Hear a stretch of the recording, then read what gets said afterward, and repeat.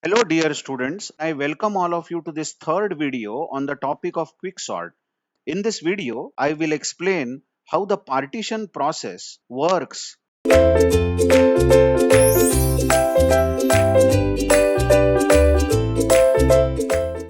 the earlier video, we saw quicksort works on divide and conquer policy, which repeatedly partitions the array. So to begin with, how to write the quicksort algorithm? If you think of quicksort, you just think of the first process, which is the most important process called partition. So in this video, I am going to talk about how do you partition the array and what it is all about. So let's see a partition algorithm. Now this partition algorithm gets an array as you see, and it gets two indexes, left and right.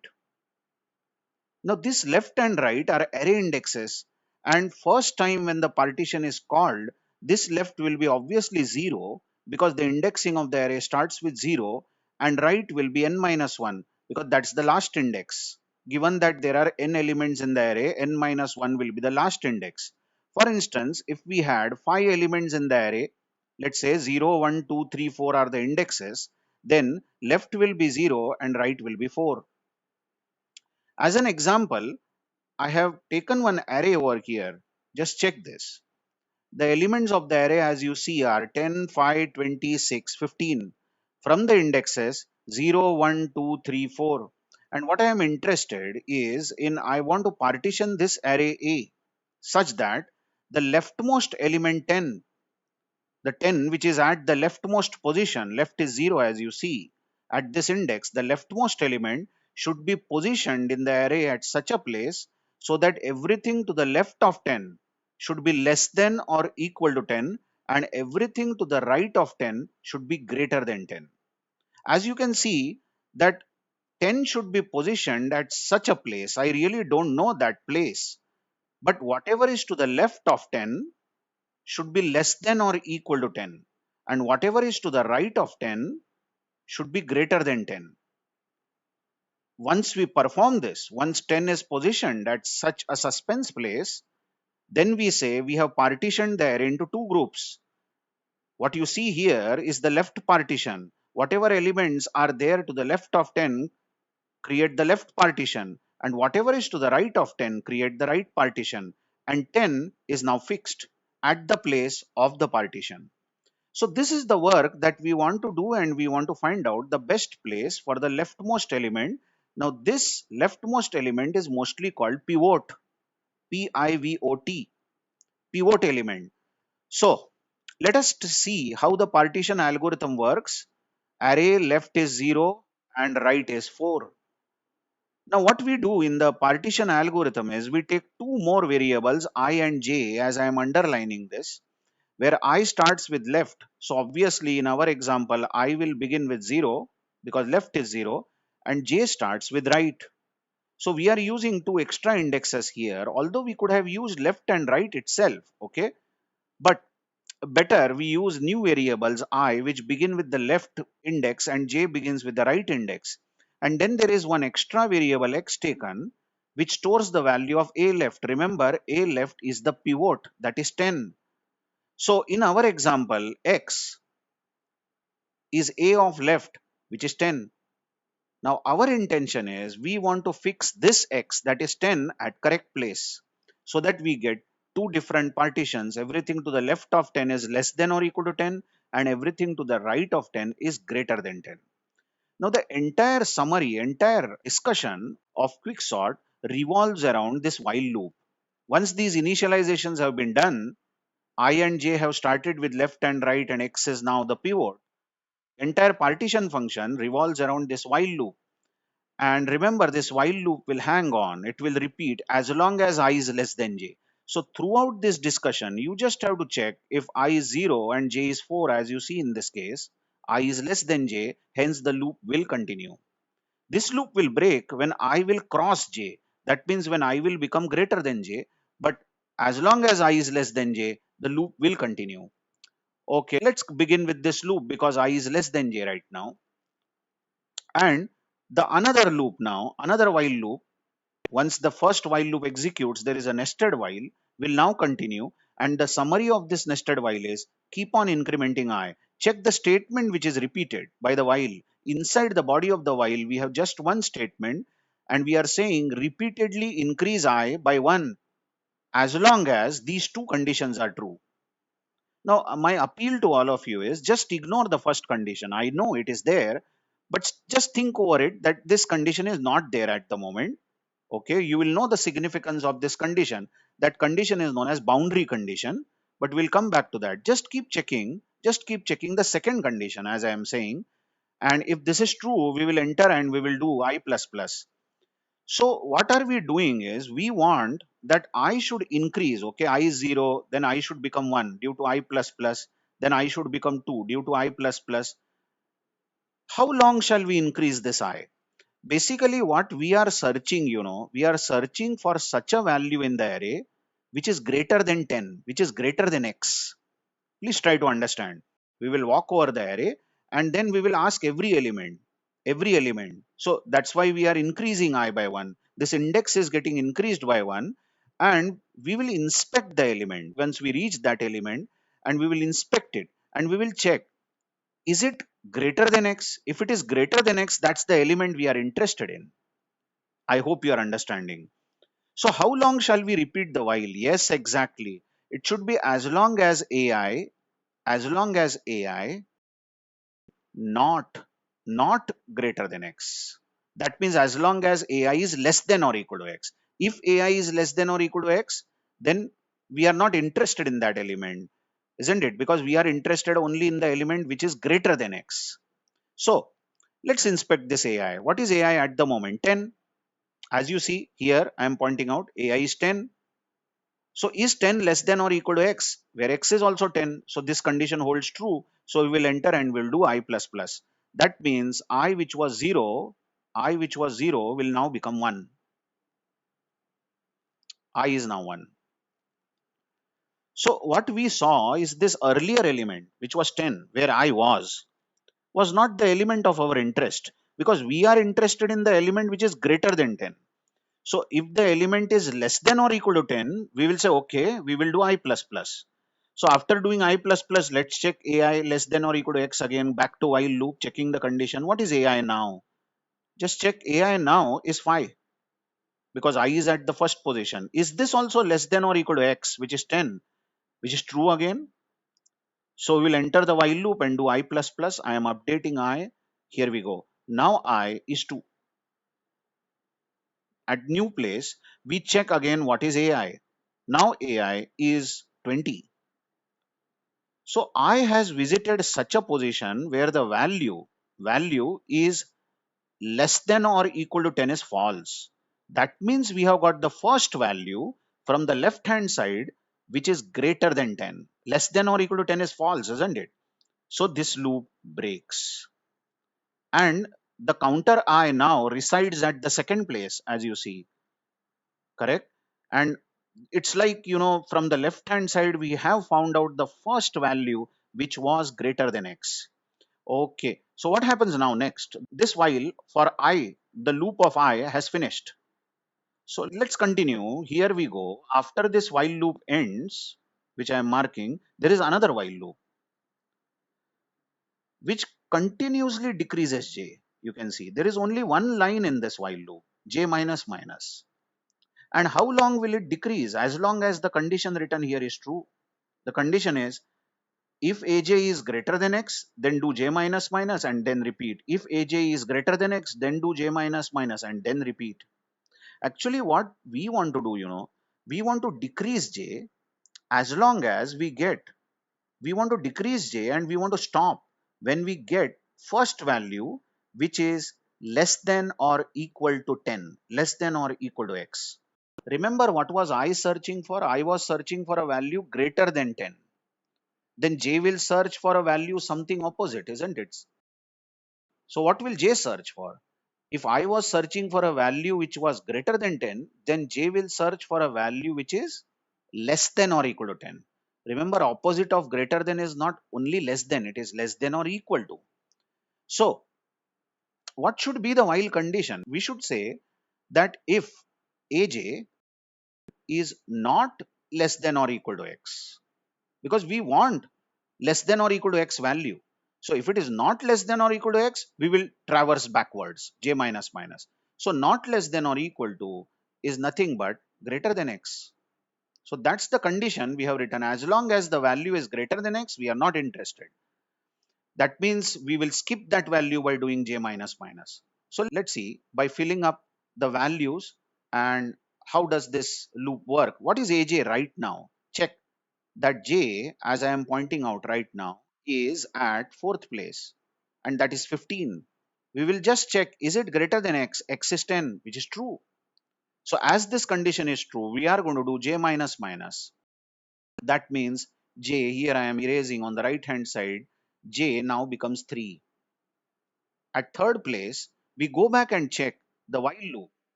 What is aj now? Just check. aj at the moment is a3, which is 6, and 6 greater than 10 is false. That means from the right hand side, we have found out the first value, which is not greater than 10. That means it is less than or equal to 10.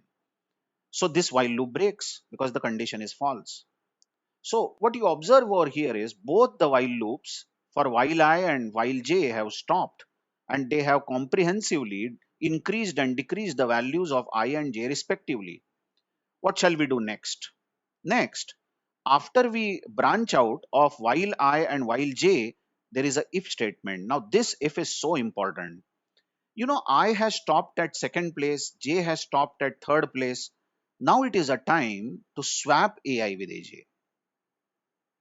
Just check ai is 20 and aj is 6. We'll simply swap their places. Okay. Now, why are we doing this? Obviously, because 6 is a lesser value. This 6, which we have seen at third place, is less than or equal to 10. It is a lesser value. And 20, which is at AI, is greater than 10. It is a larger value. And larger value should go down in the array. As far as possible in sorting, we always push the larger elements at the bottom and the smaller elements are brought up. So obviously, we would like to swap AI and AJ. But listen, before we swap AI and AJ, we will be asking a question. Is I less than J? Now, this question, is many times not understood by many students. I mean, why are we asking, is I less than J? Haven't you checked? Here I am underlining. Haven't you checked very early that I is less than J and hence you have taken the entry in this while loop? So why are you asking this? Hello. Yes, I agree. We have checked I less than j at this point, but after that, I and j have got modified.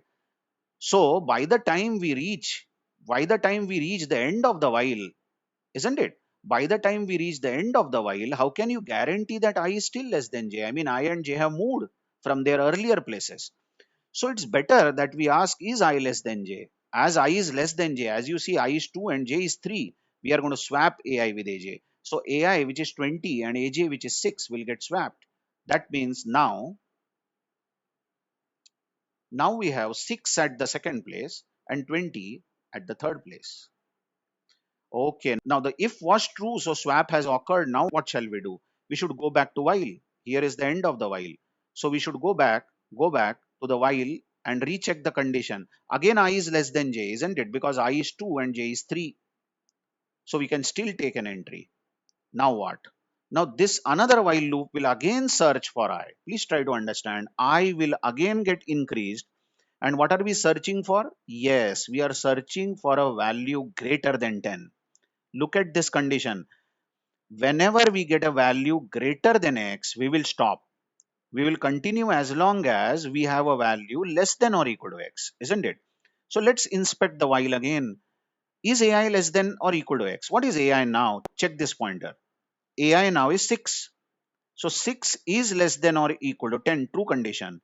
So we will do I plus plus. That means I, which was at the second place, will now visit the third place. So we are again in the search of a value greater than 10, isn't it?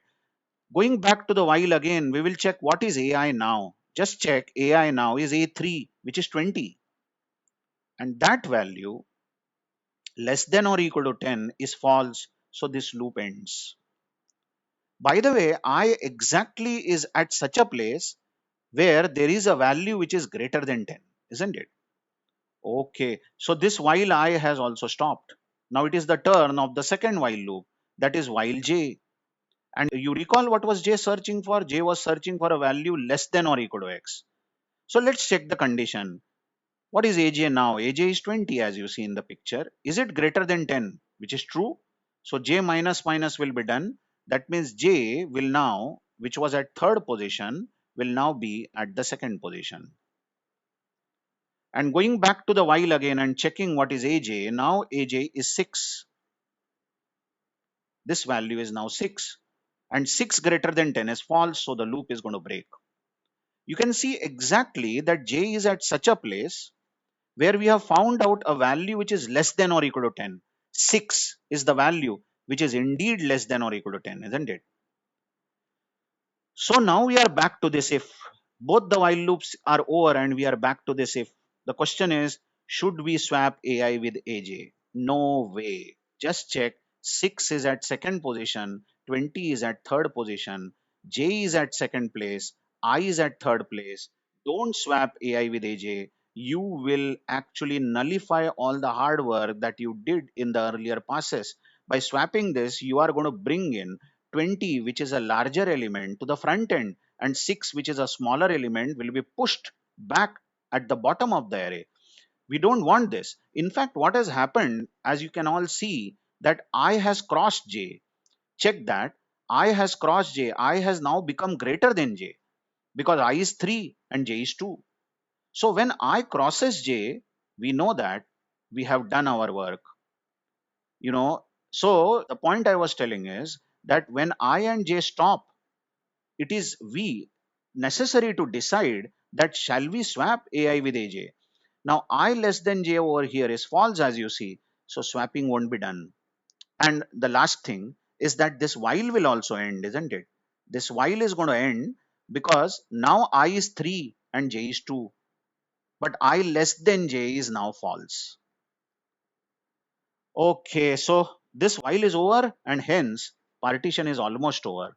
Because when while loop breaks, that means when I crosses j, I repeat, when I crosses j, we know that we have found out the best place for our pivot 10. And the best place for the pivot is always given by jth place. J gives you the best place for that pivot.